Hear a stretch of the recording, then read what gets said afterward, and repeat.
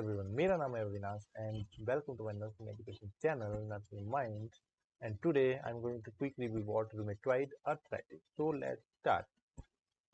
So starting from the definition, so it is an autoimmune disease that causes inflammatory condition affecting connective tissue and synovial membrane of the joint.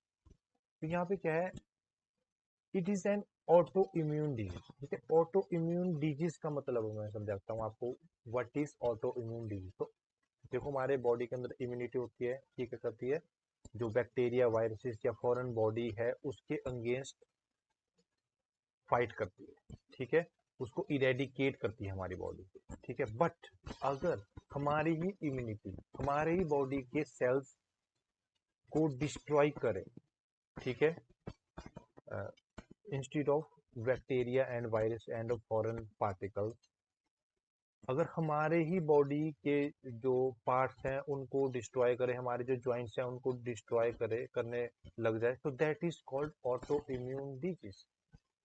ठीक है, तो ये क्या है, rheumatoid arthritis क्या है, it is an auto immune disease that called inflammation.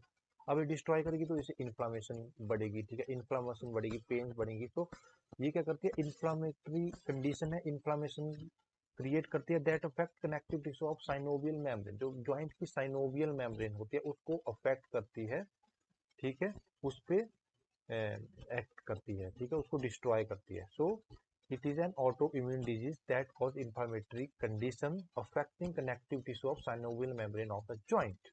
So I hope you understand it well. So next come to the sign and symptom.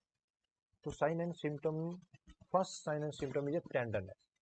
ठीक है, तो सबसे पहले क्या होगा पेशेंट को, अगर पेशेंट पालपेट करेगा, ठीक है, वहाँ पे अगर जो जॉइंट है उसको दबाएगा, ठीक है, ये पालपेट करेगा, तो उस टाइम पे क्या होगा, पेशेंट को पेन फील होगा. तो दैट इज कॉल्ड टेंडरनेस. ठीक है, तो पेशेंट को टेंडरनेस होगा.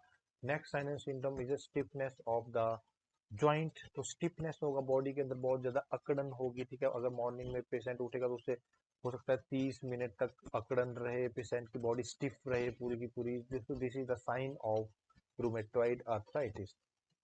नेक्स्ट आगे हमारा decrease range of motion. Patient can not perform full range of motion. जो कि हमारी जॉइंट का फुल रेंज ऑफ मोशन होता है, तो patient will not able to do that. क्योंकि अगर पेशेंट अगर करने की कोशिश करेगा तो वहां पे क्या होगा, इन्फ्लामेशन होगा. तो inflammation, due to inflammation patient को पेन होगा. ठीक है, तो patient is not able to perform full range of motion. Next is rheumatic arthritis is the most common cause of square neck deformity. ठीक है, तो स्क्वायर नेक डिफॉर्मिटी होगा patient में. ठीक है, ये आपको इमेज यहाँ पे दिख रही है, तो लाइक दैट जो स्ट्रक्चर बन जाएगा यहाँ पे फिंगर्स का, तो नेक स्क्वायर डिफॉर्मिटी हो सकता है पेशेंट को. तो नेक्स्ट इज डायग्नोसिस. तो डायग्नोसिस में फर्स्ट डायग्नोसिस है एलिवेटेड ईएसआर. एलिवेटेड ईएसआर हो सकता है पेशेंट को, तो इरिथ्रोसाइट सेडिमेंटेशन प्लेट. ठीक है, अगर ईएसआर एलिवेटेड है तो ये क्या इंडिकेट करे, ये इंडिकेट करेगा हमारी बॉडी के अंदर स्वेलिंग. ठीक है, हमारी बॉडी के अंदर इन्फ्लामेटरी रिएक्शन हो रही है. ठीक है, तो इन्फ्लामेटरी रिएक्शन हो रही है तो एलिवेटेड ईएसआर होगा. ठीक है, सीआरपी हो सकता है. ठीक है, elevated CRP. Next is rheumatoid factor. ठीक है, रूमेटॉइड फैक्टर हम चेक करेंगे पेशेंट का. अगर रूमेटॉइड फैक्टर एलिवेटेड है तो it will indicate the rheumatoid arthritis.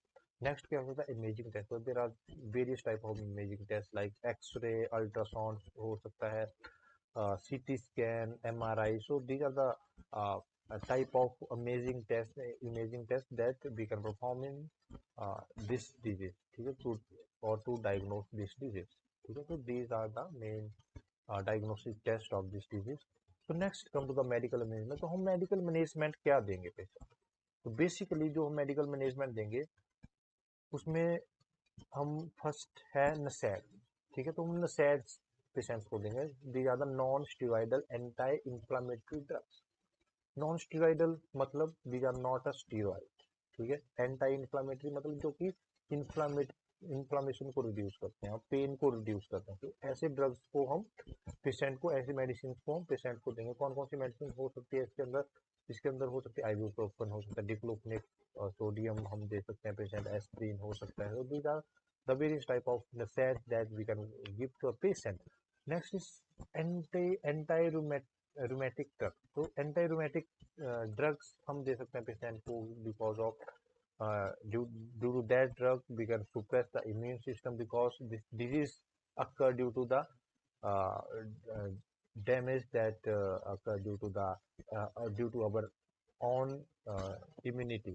ठीक है, इम्यूनिटी के थ्रू हमें ये डिजीज हो रहा है तो हम क्या करेंगे, इम्यूनिटी को सुप्रेस करेंगे। तो उसके लिए हम कौन कौन से मेडिसिन दे सकते हैं, मेथोट्रेक्सिस दे सकते हैं, हाइड्रोक्सी क्लोरोक्विन दे सकते हैं, सल्फासेलिजीन मेडिसिन हम दे सकते हैं। तो नेक्स्ट आता है ग्लूकोकॉर्टिकॉइड। तो ग्लूकोकॉर्टिकॉइड्स हम दे सकते हैं पेशेंट को, but these are the steroids. ठीक है, तो स्टीरॉइड्स हम दे रहे हैं पेशेंट को, तो that will make more side effect. तो इनके बहुत ज़्यादा साइड इफेक्ट्स हो सकते हैं पेशेंट को, but in some certain condition we can give these drugs. So this is the main medical management of rheumatoid arthritis. Next come to the surgical management. Surgical management में क्या है, first is साइनोवैक्टमी। तो साइनोवैक्टमी कर सकते हैं हम, जो साइनोवियल मेम्ब्रेन होती है उसको, मतलब जो अफेक्टेड साइनोवियल मेम्ब्रेन है, तो affected synovial membrane, damage synovial membrane है, तो उसको हम निकाल सकते हैं। ठीक है, विद आर्थोस्कोप होता है, उसके थ्रू हम इसको निकाल सकते हैं। तो ये that is affected synovial membrane. ठीक है, जिसको भी हम निकाल देंगे। ठीक है, दूसरी कौन सी सर्जरी हो सकती है, दूसरी हो सकती है आर्थ्रोडेसिस। ठीक है, आर्थ्रोडेसिस से यहाँ पे example, this is the example of arthrodesis. तो यहाँ पे क्या है, पूरी नी को हम फिक्स करेंगे नेल्स एंड स्क्रूज से। ठीक है, इस सर्जरी के अंदर। और क्या कर सकते हैं, और इसके अलावा हम कर सकते हैं जॉइंट रिप्लेसमेंट में, पूरा ही जॉइंट जो है वो हमने रिप्लेस कर दिया। तो these are the surgery that perform in a rheumatoid arthritis.